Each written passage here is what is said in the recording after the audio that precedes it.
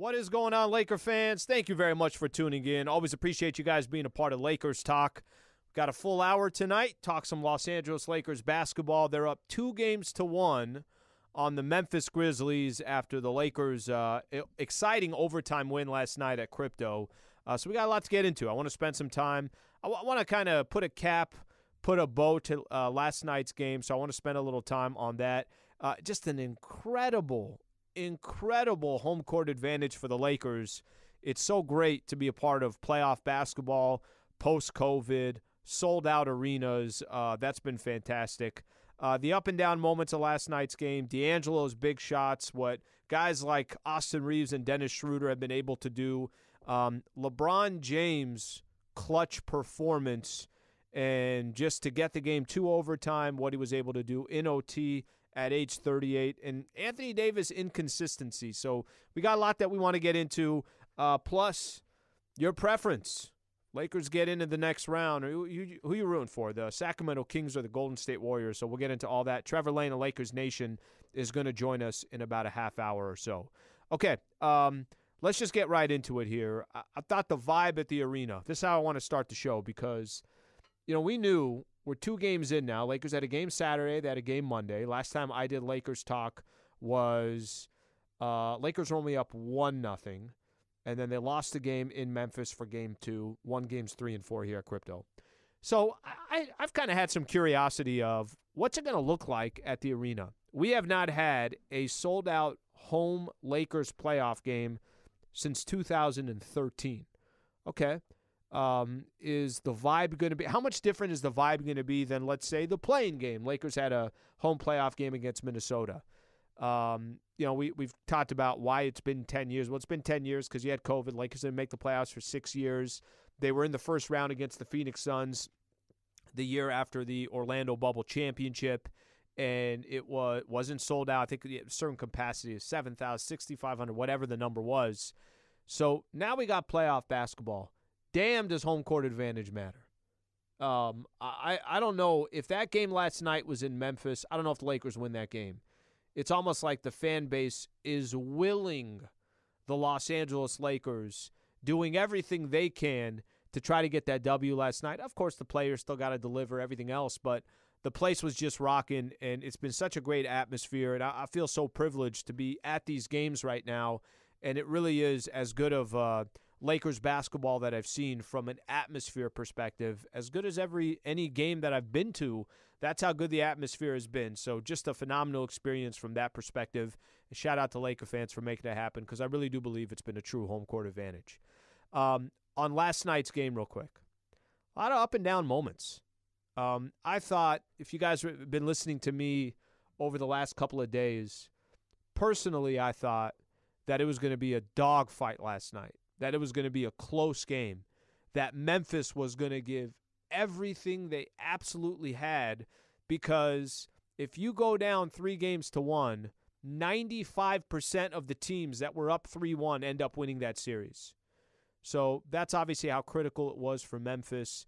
They understand that number, and they're also a young team that's got an incredible amount of confidence and think that they could steal back home court, and they almost did that yesterday. The way the first half had laid out, let's say the first 20 minutes of the first half, 24 minutes and a half, obviously, Lakers were up comfortably. At one point went up 15, and I'm thinking to myself, I'm like, damn, my prediction was way off. I thought this was going to be a close game. Lakers look great. Look at them on defense. They're all over the place. It was actually the bench that came in. It was Rui Hachimura. It was Dennis Schroeder. Austin Reeves a part of that lineup. There was a stretch there the Lakers had some of their bench guys in, and they just looked fantastic. Defense was all over the place. You know what? Maybe my prediction is way off here. Lakers have a 15-point lead. And then all of a sudden, a couple minutes left to play in the first half, it's down to 8 or 9. And it's like, all right, well, Memphis making a little bit of a run here. Then Desmond Bane does what he was doing, pretty much did it the entire night. And then next thing you know, at halftime, it's a 2-point game. That's it. Lakers only have a 2-point game. I remember tweeting out during the game, doesn't it feel like Lakers should be up 10? Well, it felt like it's because they had just been up 10. And it had only been a couple of minutes of game time that the Memphis Grizzlies kind of took over there to close out the first half. And then you knew, all right, maybe this prediction that I had in mind and other people had in mind as well, that Memphis was going to give their best shot of the series so far, maybe that is the way this is going to play out, that this will be a dogfight the rest of the way. And in the second half, that's exactly what it was. It was back and forth, back and forth. Lakers with a 2-point lead. Memphis ties it up. Lakers with a 4-point lead. Memphis ties it up. Just kind of went back and forth the entire way. And then in the fourth quarter, Memphis started taking control. And I always look at this, from my perspective, the way I pay attention to a lot of these games, who's got the momentum? Who's making the big shots? Who does it feel like has control of the game? Who do you think is dictating the style and the pace? And Memphis got to a point where everything was starting to lean towards their way. Lakers were starting to look tired. Desmond Bane was great. I don't want to say great. He had 36 points. That's great. Took a lot of shots to get there. Only shot 3-12 from the three. And Memphis was so bad from the three-point line to begin with, only shot 21% as a team. But 5 minutes left to go. Memphis took a 7-point lead. I remember in my own head saying to myself, if Memphis gets a stop here and a bucket on the other side, Memphis is going to win this game. That Lakers just didn't look like they had a flow to the offense. The guys looked tired. Anthony Davis wasn't doing anything. LeBron looked winded. He was 1 of 7 from the three-point line. That if they fall 9 points down, remember it's 97-90. If they fall down, if Memphis gets one stop and a bucket, this series is going to be tied at 2 apiece. And then probably the scenario that I thought least would happen. D'Lo goes off. D'Angelo Russell, who has not been playing good basketball. And out of nowhere, D'Lo, he hits a three. All right, 97-93. Next possession down. D'Lo hits a three, 97-96. Wait a minute here. D'Lo just hit 2 big threes in this situation, and D'Lo didn't look like he had that much confidence, or he had no reason to have confidence because he wasn't playing all that well. D'Lo hits the second three, 97-96. I think a timeout call, Taylor Jenkins. Memphis comes back, they miss. D'Lo hits another three, Lakers up 99-97. That saved the game. That moment alone, and it came from a player that, I got to be honest with you, I did not have confidence in. That if you said, hey, something's going to happen where the Lakers and one player is going to hit 3 threes in a row, and that's going to at least put the Lakers in a position to put the game into overtime and to give them a shot at winning this game and still an opportunity to go up 3-1, I didn't think it was going to be D'Angelo Russell. If you'd have told me it was going to be Austin Reeves, I'd say, okay, I see it. If you're going to tell me it's going to be Dennis Schroeder, you know what? I see it. I could see Dennis Schroeder having a moment like that. If you were going to tell me it was Rui Hachimura, I would have said, okay, he had 29 in the first game. He had 20 in the second game. He's been hitting his threes. I could see it from Rui. And I'm putting the stars to the side here. The fact that it was D'Angelo Russell, and he kind of had his moment for the Lakers. He's not been playing good basketball. He's certainly not been playing consistent basketball.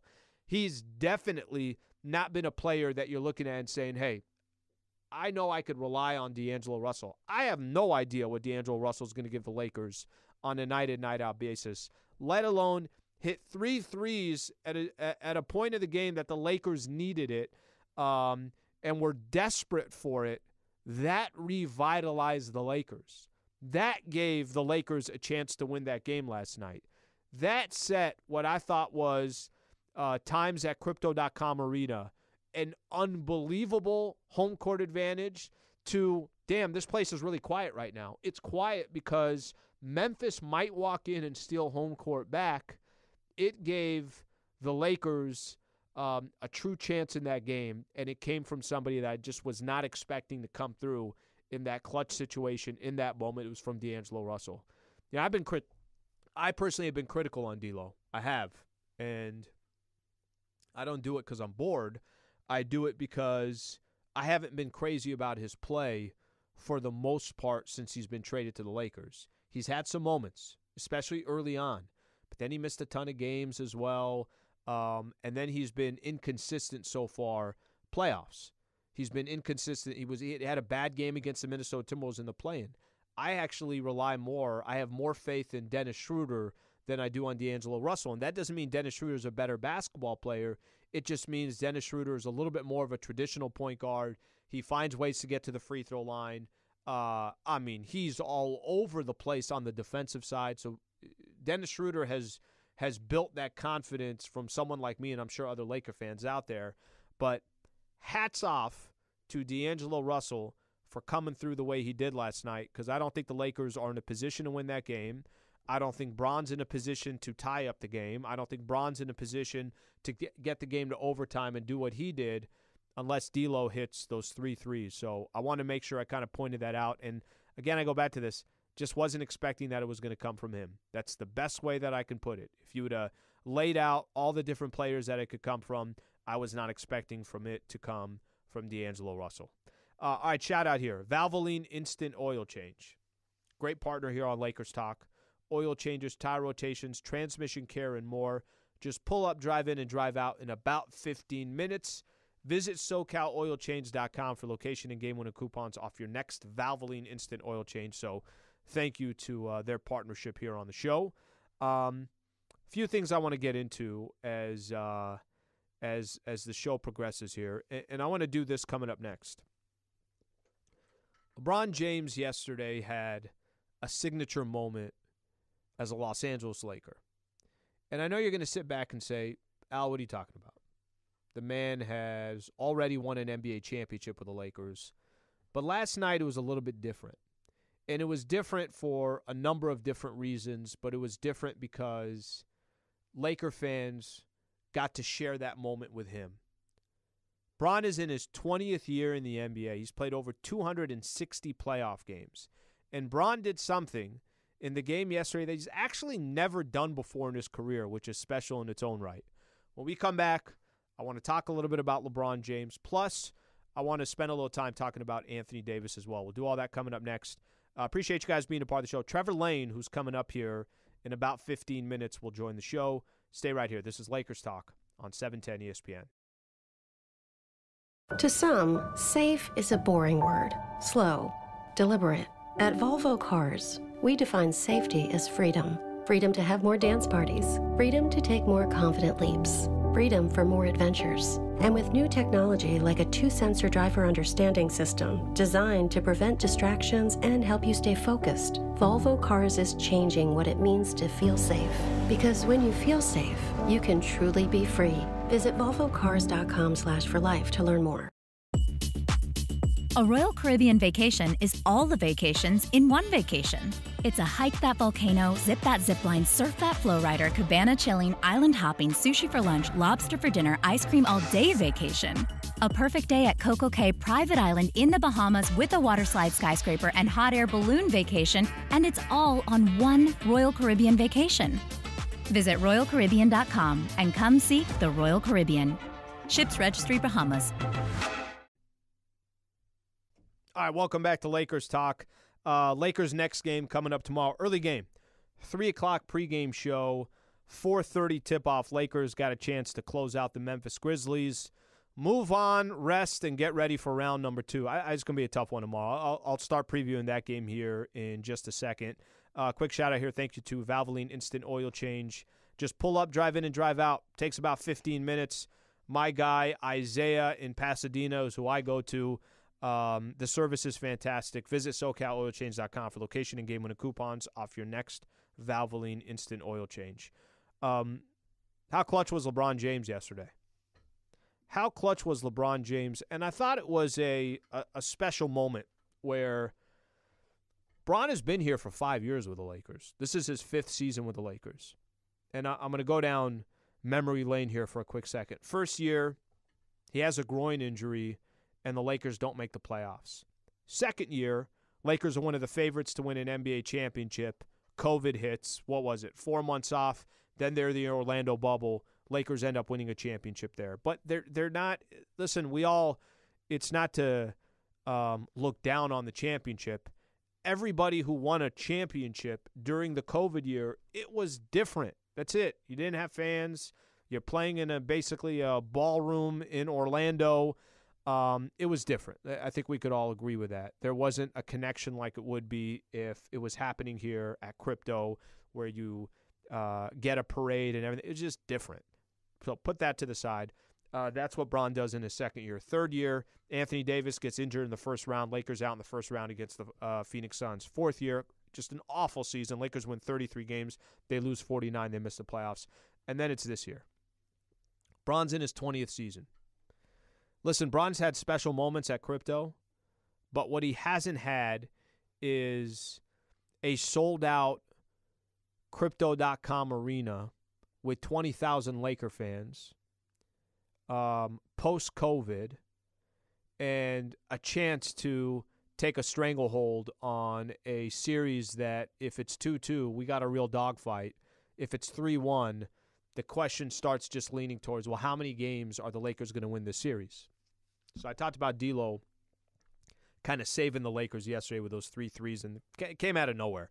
I know he took his first 3. I was like, why are you shooting that? All right, he hit it. Took the second 3. It's like, D'Lo, are you sure that's the right shot? He hit it. All right, so then I just shut up and enjoyed watching some Lakers basketball. Bron's situation was different last night. Bron's situation was Anthony Davis, who I'm going to get into, the second superstar, was not the second superstar. And he's been a superstar so far this series 50% of the time. So it's not like Anthony Davis has been showing up night in and night out, and maybe it's the hip injury, whatever it is. It's double teams, however you want to call it. But the AD that we're hoping for to start off the series, that has not been the case. It has not been the case here consistently. We'll get into AD in a second. So Bron found himself in a position where the Lakers are down 2, and they got the ball, and he's got to make a quick decision. All right, I got to try to hopefully get to the basket and try to get a bucket in. Or what's going to happen? Is Memphis going to double team me? Is Memphis going to trap me? Is Bron going to end up having to take a contested 3? Is Bron going to have to pass the ball, and now all of a sudden you're depending on Rui or Austin Reeves or one of these other Laker role players to have to hit a big shot in that big situation? All right, let's play it out. What's Bron going to do? Bron knows exactly what he's going to do. Bron is going to take the ball to the basket. He's going to have a big dude in Xavier Tillman on it who actually played good defense in that possession. Memphis does not trap him, but Jaren Jackson Jr. comes all the way over, tries to block LeBron James. Lakers are down 2. And Bron, cool, calm, and collective, hits the ball off the top of the glass, and it rolls around, and it goes in, and there's only 0.8 seconds left. Lakers are going to go to overtime. They still have a chance now to go up 3-1 in the series. Okay. Bron looking at the crowd and how electric the place was, that's not something we've experienced before in playoff basketball. You can go back to Game 3, and you can say, well, Game 3, Al, was sold out, and, that's the first game that they had in 10 years. Yeah, you're right about that. The first playoff game in 10 years. But Game 3 wasn't close. Lakers were up 26 points in the first quarter, by the end of the first quarter. This was a back and forth. I need one of the greatest to ever do it to come through in the clutch. If not, the series is tied 2-2, and now all of a sudden, Memphis has a big advantage in this series, especially because there's going to be less rest. They're younger players. It's a real risk that you can lose in this first round. Bron comes through in the clutch, sends the game to overtime. Crowd's going crazy. All right, now overtime. Typically, overtime games, I think, sometimes benefit the younger team, the team that you feel like, hey, I could play 40 minutes all day long. It's nothing. What it doesn't typically benefit is a dude like LeBron James who's 38 years old and is putting up 45 minutes in OT. There's a possession. Lakers are up 3. Bron's got the ball. Basically, one of two things is going to happen. Either Bron's going to miss and Memphis is still alive and they could go on the other end and try to get a quick 2 or go for a 3 to tie the game up, or Bron is going to ice the game. Who's guarding him? Dillon Brooks, the dude that's been running his mouth before the series started. Whenever there's a glimmer of hope, he runs his mouth. By the way, this is also the same guy that runs his mouth, but then when they lose, has absolutely nothing to say. It tells you a little bit about Dillon Brooks. I'm sorry, but I'm not a fan of that. If you're going to run your mouth when you're winning, you should be running your mouth when you're losing as well, or at least getting some questions that are coming your way from the media. Put that to the side for a second. Bron decides I'm going to go to the basket. I got Dillon Brooks on me, and the game is in my hands. Either I'm going to – first he had a possession where I'm either going to send this game into overtime or we lose. Now he's in a position where I'm either icing the game or Memphis still has a shot. What do you think happens? Bron ices the game. And Bron flexes in front of the entire crowd at Crypto.com. They were going crazy.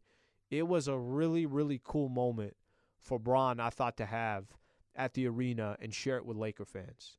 I really do believe that. Again, I know that here's LeBron James in his career. He's already accomplished so many great things, but he had his first 20-20 game of his career, 22 points, 20 rebounds. Bron had 20 rebounds last night. He had a couple of block shots, played 45 minutes for the Lakers, and the two most important possessions, one to send the game to overtime, the other one to close it in OT, Bron was a part of it, and Bron came through. I thought it was a unique moment last night, and it just kind of continues to solidify the greatness of a player named LeBron James. I had some people call into the post-game show, which I don't think it's necessary, but it is what it is, where they would say, hey, you know what? Bron really proved something to me tonight. Hey, you know what? I'm a big Kobe fan, but I love what Bron is doing right now. You can be both, Laker fans. You can be both.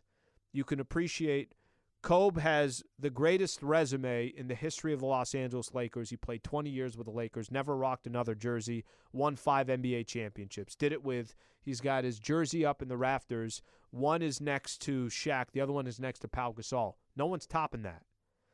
And Bron with the Los Angeles Lakers will just have a chapter of his career that's with the Lakers. Appreciate the greatness. Just appreciate it. You don't have to look too far into it. Just appreciate it. Last night, LeBron was great. And he did it in a playoff atmosphere that was fantastic, in a game that kind of swayed the series here. Didn't kind of sway. It swayed the series. Lakers are up 3-1. They have a commanding lead. Now it's up to them to close it off here. Okay, the other side of this. The other side is the Anthony Davis part. I'm going to have Trevor Lane on here in just a little, and once we talk to Trevor, I think we can get a little bit more into this as well. I want to go through some of the stats here for Anthony Davis so far in this series, okay? So Anthony Davis so far in this series, Game 1, AD had... Actually, let me start off with this. Anthony Davis on defense, amazing. Unbelievable. Arguably the best player on one side of the floor. He's been unbelievable. He has 19 block shots in this series. First game he had 7. Second game he had 5. Third game he had 3. Fourth game he had 4. Steals, what does he have? 7 steals in this series so far as well. Defense, AD is doing what he's got to do. Problem with Anthony Davis, if the Lakers are going to make a serious run, I'm not talking about getting out of the first round. I'm talking about a serious run. These numbers are not good enough. Anthony Davis on offense. First game, 22 points, 12 rebounds, 10 of 17 from the field. That's not bad, but it's not anything great. Lakers got the win. He did what he needed to do. Second game, bad. 13 points and 9 rebounds. Got to the free throw line 4 times. Through the first 2 games, he got to the free throw line 6 times. 4 of 14 from the field. Third game, great. 31 points, 17 rebounds for him, 11 of 24 from the field, got to the free throw line 10 times, 8 of 10. So far we have an average game.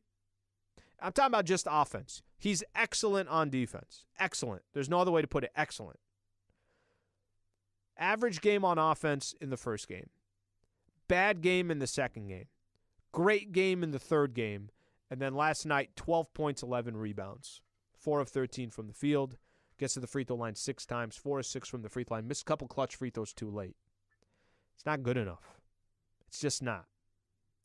And if he's having his hip issue, like he said, it's been bothering him for the last week and a half, that's obviously concerning because I don't know, as you get a little bit deeper in the playoffs, these games get tougher. It becomes more and more of a challenge. The stakes get higher. Teams are getting smarter. I don't know if he's going to get healthier as the playoffs progress. Now, if Lakers wrap things up tomorrow and you're 5 games into the series, or you wrap up round 1 in 5 games, and now he gets maybe 4 or 5 days off, depending on how long the Sacramento Kings and the Golden State Warriors go. okay, that could be a different conversation. But at least for now, this is just not good enough from the second best player on this team, who we keep wanting to say is the best player on this team. But when push comes to shove, I think it's still LeBron James. Great on defense, very average on offense. Average, at best average on offense. I don't – look, I have no predictions. I don't know how far the Lakers are going to go. I don't know if they're going to end up, winning an NBA championship. I don't know if they're going to if this series right now against Memphis is going to get extended to 7 potentially. I have no idea what's going to happen. But I do know this. If the Lakers are going to make a serious type of run, they're only going to be able to do it if Anthony Davis is great.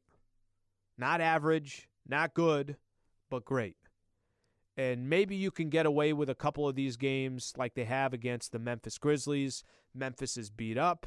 Memphis is immature. Memphis doesn't have a ton of experience. That's going to change. I mean, what if you're playing the Golden State Warriors in the second round? Do you think they're going to be okay doing it this way? I don't think so. That's going to be incredibly difficult. And unless Anthony Davis is great, I'm not 100% sure how, in the big picture of things, Lakers can really compete for a championship. So hopefully that changes, but I had to point that out because I do think that's something that's glaring here so far. Okay, coming up next, Trevor Lane, Lakers Nation. He's going to join the show. Love having Trev on. Appreciate you guys being a part of the show. This is Lakers Talk on 710 ESPN.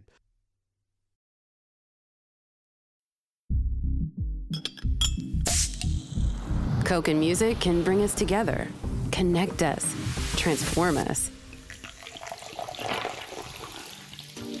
Introducing the newest limited edition Coca-Cola, Coca-Cola Move. Taste the transformation. Some say a rising tide lifts all boats. The truth is, the tide has left many people behind. And while most simply comment, share a few links, and move on, students at Alliant International University prefer to act, pursuing graduate degrees under dedicated professors and faculty, alongside others who believe in equity, inclusivity, and social justice. Let's challenge the culture of complacency and start to succeed on purpose. Learn more at alliant.edu/purpose. All right, welcome back to Lakers Talk. Quick shout out here. Thank you to Trevor Lane for taking some time to join the show, as always.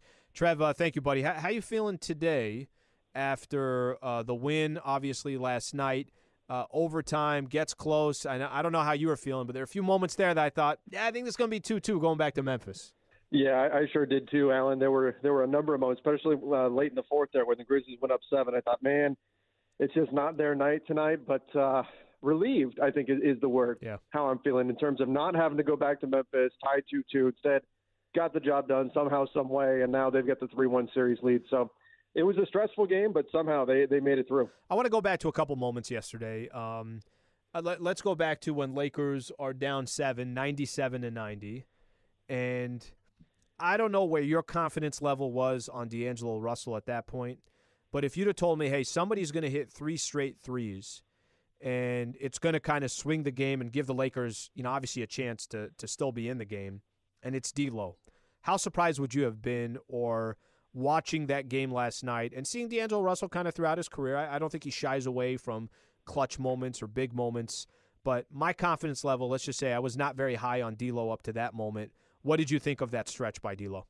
Oh, it was amazing from him to hit those shots. I thought that was big. It was a big moment, not just for the Lakers as a team, who certainly needed that. They needed somebody to give them some kind of a spark on the offensive end, but it was so big for D'Lo individually as a basketball player to come in and make that positive impact and get hot right when the team needed him to, because he's had, I think, a rough series. I don't think it's been a great series for him. I think he struggled in the play-in game against the Wolves as well, so we haven't seen great play from him in postseason basketball here, and that was kind of the MO on him coming into this tenure here with the Lakers. So I was very, very pleased to see it. I was not expecting it. I know a lot of Lakers fans on social media, myself included. I was doing the play-by-play, and I was saying, gosh, I don't know if going back to D'Lo is the right move here or not. Lo and behold, D'Lo definitely rewarded Darvin Ham's faith in him, knocking in 3 threes in a row Coach Ham said it after the game, said we don't win this game without D'Angelo Russell, and he's absolutely right. The Lakers needed that spark. They were dead in the water, and D'Angelo Russell gave it to them.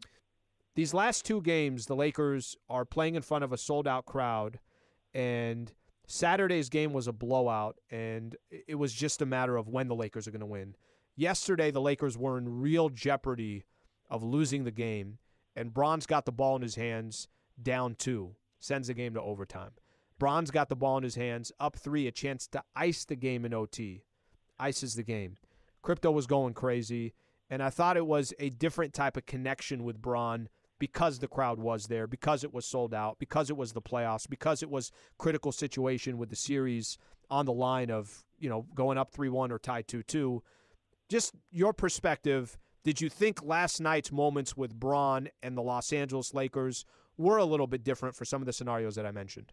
Yeah, absolutely. I mean, you think about LeBron never having a moment like this in front of LA fans, to finally get that. LeBron, it's not like his Lakers tenure has been short or anything. This is season 5 in LA for him, and now he finally gets his time in front of the full LA crowd, the sellout crowd, and he makes those big plays to help the Lakers win. I mean, you look back through Lakers history, and these are the moments that we remember. These are the moments that stick with us from the all-time greats. You think about Magic's great moments in the playoffs. We think about Kobe's moments in the playoffs, Shaq's moments, certainly, and all these moments that have happened in front of the LA crowd. We haven't gotten that from LeBron, and now finally we get that moment, and all the credit to him because he looked like he was out of gas. He looked exhausted, and then when the moment required it, he found something in reserve somehow to get that shot up over Jaren Jackson to tie the game, send it into overtime, and then making the big play that meant a little bit more because he got it on Dillon Brooks, gets the and one to, I think, essentially seal the victory in overtime. So cool to see him finally get that moment in front of the LA crowd, and just that, like you said, Alan, I think it's just a deeper level of connection when you've got as much as is on the line in a playoff situation. Trev, series is 3-1 now, and I spent a little time talking about Anthony Davis, and I think he's been average, and that's the best way that I can describe. He's been elite defensively. Offensively, he's been average. It's been disappointing, and that's just my own perspective. If the Lakers they're still in round 1. If they're to make a significant run, a real run, a chance at, representing the Western Conference, a chance at championship number 18, what kind of Anthony Davis, from what we've seen so far, what kind of Anthony Davis do we have to see, number one, for that to happen? And number two, how realistic do you think it is? Seems like he's dealing with some type of hip situation.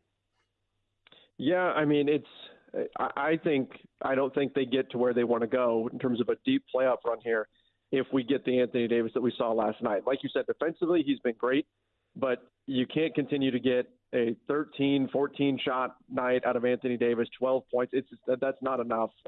Game 3, you got 31 points. He had, I think, 24 shot attempts. He got 10 free throw attempts in that game. That's the AD that you need. That's the Anthony Davis you need on a consistent night in, night out basis. The best player on the team, the best player on the floor, the MVP caliber player. And like you said, there's some sort of a hip injury here, but you just can't have these fluctuations. You can't ride this roller coaster where you have a great game and then you have a kind of a dud, which is what we saw offensively in last night's game. And I think this has been – it goes beyond just AD, right? Because some of this is the Lakers are doing a terrible job of getting him the ball in advantageous situations. There were moments where Desmond Bane was switched onto AD and the Lakers couldn't get the ball to Anthony Davis, and then when they tried to, they turned it over.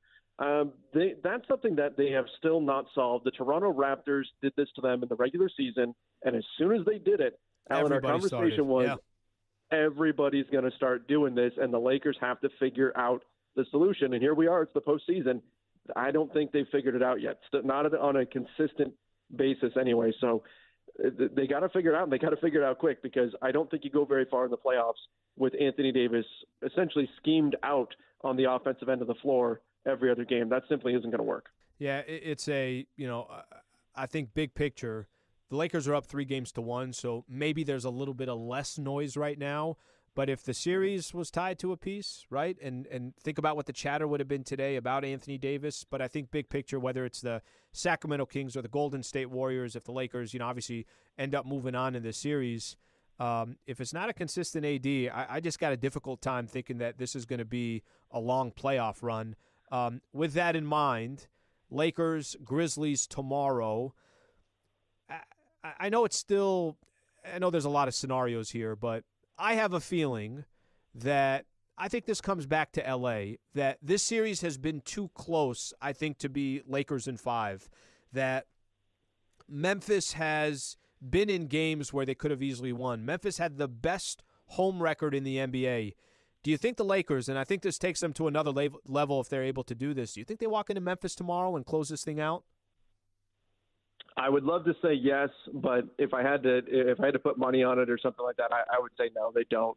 I think there's a few reasons for that. I think you go into an overtime game, the Lakers looked exhausted afterwards. The Grizzlies were too, but the Grizzlies are overall a younger team. The Lakers aren't as old of a team as people make them out to be. They have a lot of guys that are in their mid-20s, but LeBron and AD, the two engines of the team, are both older and are both dealing with injuries. So I think the Lakers are going to be playing on heavier legs. There's not 2 days off between games. There's only 1 day. Right. So I think that helps the Grizzlies a little bit more. So I think the Grizzlies will be a little bit fresher in Game 5. They are playing with the desperation of a do-or-die situation. It is literally win or go home. And then they're going to have that home crowd at FedEx Forum behind them. So all of those things combined to tell me it's going to be a tough night for the Lakers to get a win there. If they do it, wow, what a statement that would be. And here's where I think they're going to need to really excel, Alan, in order to get it done. They've shot poorly from 3 games in a row. Game 2, Game 3, Game 4, they shot poorly from 3. They shot very well from deep in Game 1, and they wound up taking that game. If you can get a above-average three-point shooting night as a team, I'm talking 42% or better, that is the kind of shooting that can mitigate the heavier legs that the Lakers will be playing with and the advantage that the Grizzlies will have playing at home. That is the key that I'm looking for if we're going to see what I would think would be an upset victory in Game 5, because I do think the Grizzlies will have the edge in that one. But if the Lakers can have kind of an outlier three-point shooting night and get back on track there, I think that might be enough to keep it close and give them a shot to end this thing in 5. Without that, I just have a feeling like you do that we're probably coming back to L.A. for Game 6.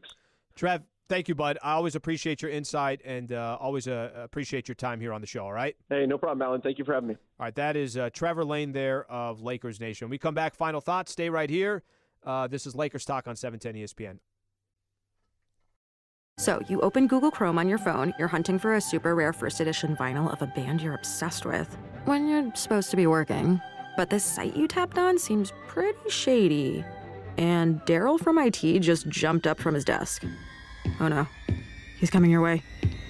It's a good thing built-in malware protection keeps you safe and sound. Not from Daryl, though. Sorry. There's no place like Chrome. Download Google Chrome on your phone.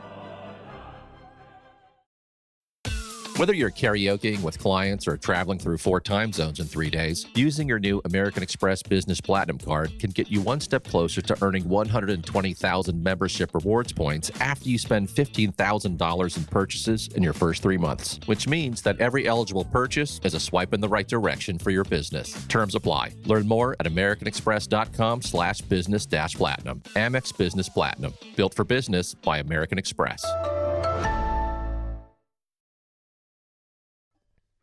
All right, thank you to Trevor Lane again for coming on the show. Always appreciate his insight.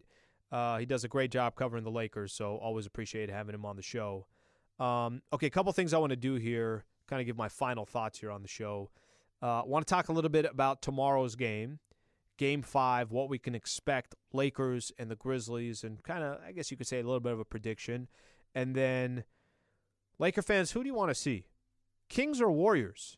Who are you rooting for in that series? And I know I'm getting a little ahead of myself, but let's just kind of play this out because we are up 3-1, and obviously the hope is that the Lakers can close out this series. The Lakers and the Grizzlies tomorrow, and that game is going to be at 4:30.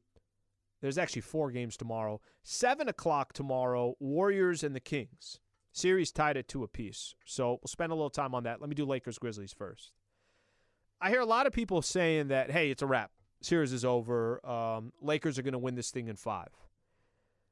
I actually lean more towards it having to come back here to L.A. and the Lakers wrapping it up in 6. Now, my original prediction was Lakers in 7. I don't think anybody wants to see 7 games. And maybe that would have been more likely the case if Memphis had found a way to win that series or win the game yesterday. But now with just kind of the position that we're in, I would be very, very impressed with the Lakers if they walk into Memphis tomorrow and they handle business. They're coming off an overtime win. Bron had to play 45. Anthony Davis had to play 42. You only have one night off in between, which is today, and then you're back at it tomorrow. It's an earlier game just based on the time change as you go to Memphis. It's a 4:30 tip-off, so I think it's kind of lined up for Memphis, but I think it comes down to Memphis. If the Lakers give their first punch and basically challenge the Memphis Grizzlies, you want the series, you're going to have to come take it from us because we're trying to wrap this thing up tonight. It's going to come down to Memphis. Are you around? Are you already thinking about or planning your vacation or wherever you're going to go once the season's over? Or are you still in this for the long haul and want to make sure that it ends back up in L.A. where now the pressure's back on the Lakers to say, you better close this out now and not have a Game 7 coming up on Sunday? Just kind of watching Memphis battle. They've battled all year. They're missing 2 key players in Steven Adams and Brandon Clark. Ja Morant obviously didn't play in Game 2, and we could see just this. I feel bad for him. I mean, the man, I'm grimacing watching him play, going up and down the floor. Reckless, by the way, trying to jump over LeBron James, trying to jump over Anthony Davis, just dangerous plays left and right. Grimacing, holding his wrist. He's got an elbow thing. I mean, he's got a lot of different stuff going on, but I respect how Ja Morant is obviously trying to play through all the pain. I guess my curiosity is more on what's Memphis look like tomorrow, less the Lakers. Because if Memphis fights and they pretty much have it built in their mind, we ain't going anywhere. You want to take us out, you got to knock us out if you're going to take us out. Or if it's it's been a fun year, we're not coming back from down 3-1, and you know what? If we're gonna try, but if we don't have to go back to LA, then we don't have to go back to LA. Let's call it a season. Let's regroup. Let's come back next year and be healthy. I think a lot of that's going to be dictated on Memphis. Now, if the Lakers come and they punch first, and the Lakers almost look like they did in Game 1, where this is a game in the fourth quarter, Lakers have a little bit of a lead, then that's a different story. Then I think Lakers will find a way to close it out tomorrow. But I'm going to give Memphis credit. Memphis had the best home record in the NBA. Memphis this has been a closer series than 3-1. The first game was close. Ja Morant got injured. 3 minutes left to go. It was a 1-point game. Game 2, Memphis won without Ja. Game 3 was a Laker blowout. Game 4 was close, and the game went to overtime. 3-1, and to close out the series in 5 games doesn't seem like that's indicative to what the series has been so far. I think it has been more of a dogfight. I wouldn't be surprised at all if Memphis ends up winning tomorrow's game, and then the Lakers got an opportunity to close it out in front of their home crowd on Friday night. So we'll see what eventually happens. I do think, like I said, a lot of this is going to have to do with how Memphis kind of approaches this game. Okay, last thing I want to get into, Kings-Warriors. Series is tied 2 apiece. By the time the Lakers are done tomorrow, the Warriors and the Kings will be playing their game. You know, I've heard people say, I'd rather face the Warriors, not the Kings. Let's see what, De'Aaron Fox, obviously his situation changes everything. I'd always rather face a team that's younger and inexperienced than a team that's been there, done that, has the scars, has the bruises, has won NBA championships, has been through every battle that you can possibly think of. I'm not telling you Sacramento's not dangerous. I'm not telling you that Sacramento has not had a really good season, because they have. And I'm a little bit surprised what a series they got going back and forth against the Golden State Warriors. But I'd rather play a team that's more inexperienced than a squad like the Golden State Warriors, where nothing will surprise them. Nothing will be of shock to them. And they're going to execute, and their coach are going to make the right decisions, and you're going to have to beat them. They're not going to beat themselves. So that's probably the best way that I'd look at it. So I'm rooting for the Sacramento Kings personally for some of the reasons that I just mentioned. All right, Laker fans, if you missed any part of the show, you can always go on the ESPN LA app and download Lakers Talk. I appreciate everyone taking the time and listening to the show. Tomorrow, I'm back on, T-Raj and I, 10 a.m. to 1 p.m. Pre-game show will start at 3:30 following Mason and Ireland. I'm sorry, at 3 o'clock following Mason and Ireland, and then tip-off will be at 4:30. Thank you to Michael Funches, Mario Ruiz, Laura Romo. LA, as always, appreciate you guys being a part of the show. Hope you guys have a great rest of your night.